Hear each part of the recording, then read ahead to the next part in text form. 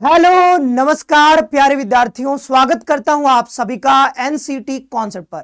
तो आप सभी के लिए एक और अपडेट निकल करके आ चुकी है ईस्टर्न रीजनल काउंसिल की ओर से। यहां पर आप देख सकते हो इनकी एक हाइब्रिड मीटिंग हुई थी नई दिल्ली में, और उसके बाद यहां पर कई सारे ऐसे संस्थान हैं जिनको एनसीटी की ओर से आईटीपी कोर्सेस संचालित करने के लिए हरी झंडी मिल चुकी है, यानी कि इनको रिकॉग्निशन अब दे दिया जा चुका है और 2026-27 सेशन में यहां पर आईटीपी के कोर्सेस संचालित होंगे। यानी कि ईस्टर्न रीजनल काउंसिल में इस बार और सारे सीट्स बढ़ने वाले हैं इस बार। यानी कि अभी देखोगे 2025 में, यानी अब तो पिछला हो गया, तो पिछली बार यहां पर जो पिछला सेशन आपका था उसमें क्या है, ईस्टर्न रीजनल काउंसिल में स्पेशली हम बात करें आसाम के अंदर बहुत सारे कॉलेजेस ऐड हुए थे, और इस बार 2026-27 सेशन में भी बहुत सारे संस्थान ऐड होने जा रहे हैं। तो एक एक करके बताएंगे कौन से ऐसे संस्थान हैं जिनको रिकॉग्निशन मिल चुका है एनसीटी की ओर से, और वहां पर जो है कौन कौन सा कोर्स संचालित होगा, वो सारी चीजें यहां पर आपको बताने वाले हैं। लेकिन अगर आप हमारे चैनल पर नए आए हो तो चैनल को एक बार सब्सक्राइब जरूर कर लो और बेल नोटिफिकेशन भी प्रेस कर लो, क्योंकि यहां पर एनसीटी से रिलेटेड हर एक अपडेट आपको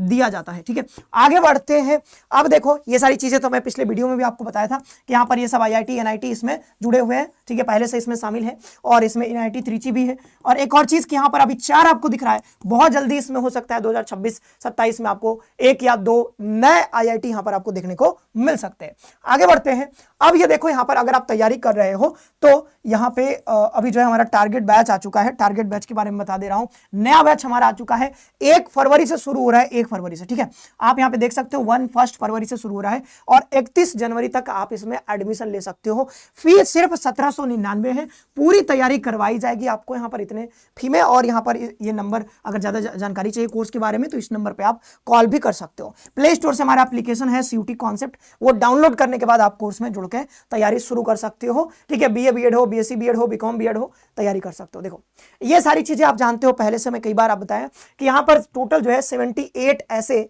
इंस्टीट्यूशंस हैं, including colleges, universities, IIT NIT सब मिला करके कितने हैं टोटल 78।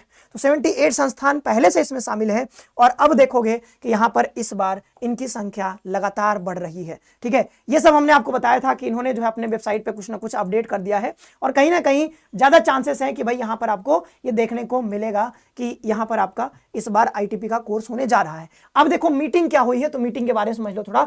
ये जो है पूर्वी क्षेत्रीय समिति ईआरसी की जो है 384वीं मीटिंग आयोजित हुई नई दिल्ली में, और उसके बाद उससे जो है हाइब्रिड मोड में होगा, ऑनलाइन ऑफलाइन मोड में, और इसका जो अध्यक्षता है प्रोफेसर दिव्यज्योति महंता जी ने किया है। और ये सब देख सकते हो विभिन्न राज्य, आपको पता है कि ईआरसी में यानी कि ईस्टर्न रीजनल काउंसिल में असम है, उड़ीसा शामिल है, बिहार, मणिपुर, सिक्किम आदि सारे स्टेट्स इसमें शामिल है, वेस्ट बंगाल भी इसमें है। ठीक है, तो यहाँ पे ये देख सकते हो, जैसे अभी तक देखोगे ये ईस्टर्न रीजनल काउंसिल, इसमें 12 यहाँ पर शामिल थे पहले, अब तो बढ़ चुके हैं। टोटल यहाँ पर 1150 सीट्स थे, लेकिन ये लगातार बढ़ चुके हैं। ये इसमें थोड़ा सा डेटा अभी पुराना है, और असम के जो संस्थान शामिल हुए थे उसका सीट इसमें शामिल नहीं है। तो असम वाले इस बार जो शामिल हुए उसको जोड़ लोगे, और जो अब नया शामिल होने जा रहे हैं सबको मिला दोगे तो काफी सारे सीट्स यहाँ पर होने वाले हैं ईआरसी के अंदर। अब ये देखो कि यहाँ पर क्या उद्देश्य क्या था। उद्देश्य ये था कि भाई यहाँ पर आईटीपी यानी कि जो इंटीग्रेटेड टीचर्स एजुकेशन प्रोग्राम था, प्रोग्राम है, BA BEd, BSc BEd, BCom BEd जिसके अंदर कराया जाता है, शिक्षा कार्यक्रमों के लिए कॉलेज विश्वविद्यालय द्वारा किए गए मान्यता रिकॉग्निशन आवेदनों पर निर्णय लेना। मतलब देखो क्या करना होता है कि आपको एनसीटी को आवेदन भरना होता है, आपको जानते हो। ठीक है, तो ये आवेदन की प्रक्रिया होती है, कॉलेज की ओर से, इंस्टीट्यूशंस की ओर से करनी पड़ती है। ठीक है, तो ये करने के बाद इनकी मीटिंग हुई है, और उसके बाद इन्होंने निर्णय लिया है कि भाई किनको रिकॉग्निशन देना है, किनको नहीं देना है, किनको होल्ड पर रखना है। तो वो सारी चीजें यहाँ पर इस मीटिंग से निकल करके आ रही हैं। तो इसमें 4 प्रकार की चीजें हुई हैं। पहला यह कि मान्यता प्रदान कर दी गई है, यानी कुछ ऐसे इंस्टीट्यूशन है जिनको मान्यता मिल चुकी है, और 2026-27 से यहाँ पर बीए बीएड, बीएससी बीएड के कोर्सेस यहाँ पर शुरू हो जाएंगे। और दूसरे प्रकार के ऐसे कुछ संस्थान है जिनको सो कॉज नोटिस दिया गया है, और इन्होंने क्या है कि कुछ कमियां रह गई होंगी, तो इन्होंने 7 से 15 दिन का टाइम दिया था।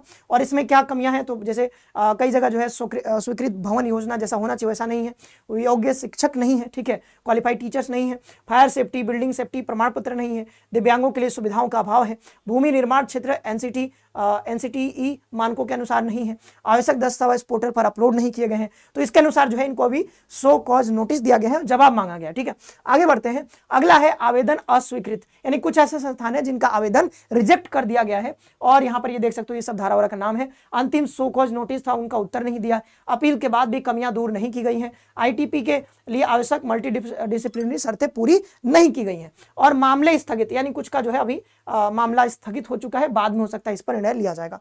तो ये 4 प्रकार के थे, यानी अभी तक हमें हमारे लिए क्या इंपॉर्टेंट है कि कितने सारे ऐसे संस्थान हैं जो कि ऑफिशियली यहाँ पर जो मीटिंग है उसमें ये सब इनका जो है रिकॉग्निशन इनको मिल चुका है। तो वो इतने कौन कौन से हैं संस्थान, तो वो देख लेते हैं जरा। यहाँ पे देख सकते हो इतने को मिल चुका है इस मीटिंग में इतने सारे ऐसे संस्थान हैं जिनको यहाँ पर मिल चुका है। जैसे दुधनोई कॉलेज असम में है, फकीर मोहन यूनिवर्सिटी ये देख सकते हो बालासोर उड़ीसा में पड़ता है, शिव सागर कॉलेज ये असम में है, ये जो है सोलकुची बुद्धराम माधव ये जो नाम है देख लेना असम में है, डायरंग कॉलेज तेजपुर असम में, प्रगज्योतिष कॉलेज ये जो है गुवाहाटी में है असम में, मोरीधल कॉलेज ये भी आपका असम में है, इंडियन इंस्टीट्यूट ऑफ टेक्नोलॉजी देखो ये इसको रिकॉग्निशन मिल चुका है आईआईटी धनबाद को।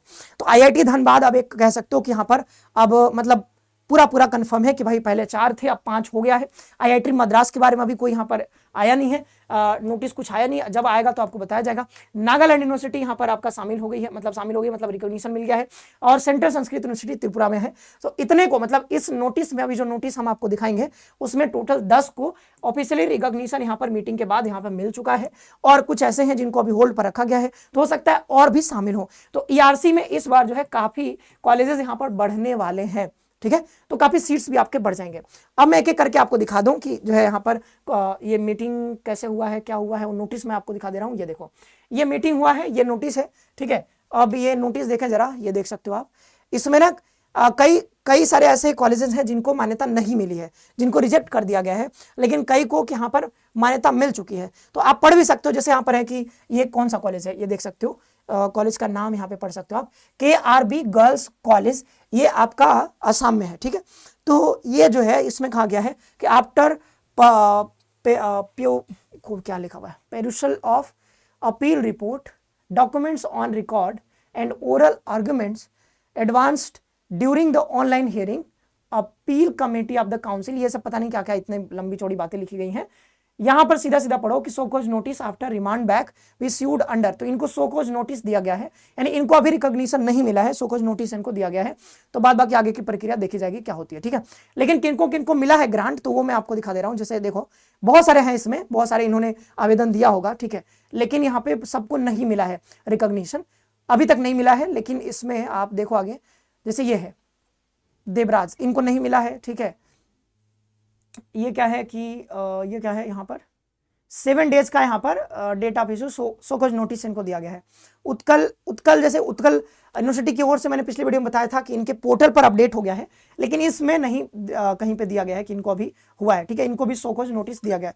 आगे देखें यहाँ पर, जैसे ये क्या है दुधनोई, तो इनको देखो यहाँ पर नीचे देखोगे ना, इनको ग्रांट मिल चुका है। देखो granted institution be granted recognition under regulation, तो इनको रिकॉग्निशन मिल चुका है। और यहाँ पर सीट देख सकते हो आप कितने सीट्स हैं, तो सीट देखते हो बीए बीएड में 2 यूनिट है, यानी 100 सीट्स हो गए, बीएससी बीएड में 1 यूनिट 50 सीट, बीकॉम बीएड में यहाँ पर 1 यूनिट है।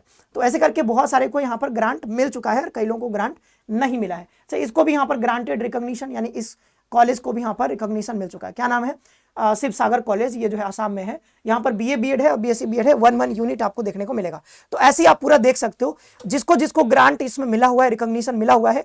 ठीक है, मतलब जिनको रिकॉग्निशन ग्रांट हो गया है, तो उनका नाम हमने ऑलरेडी आपको दिखा दिया है। तो ये नोटिस है जो कि मीटिंग के बाद यहाँ पर नोटिस जारी की गई थी, और ये इसका नाम हमने यहाँ पर लिख दिया है।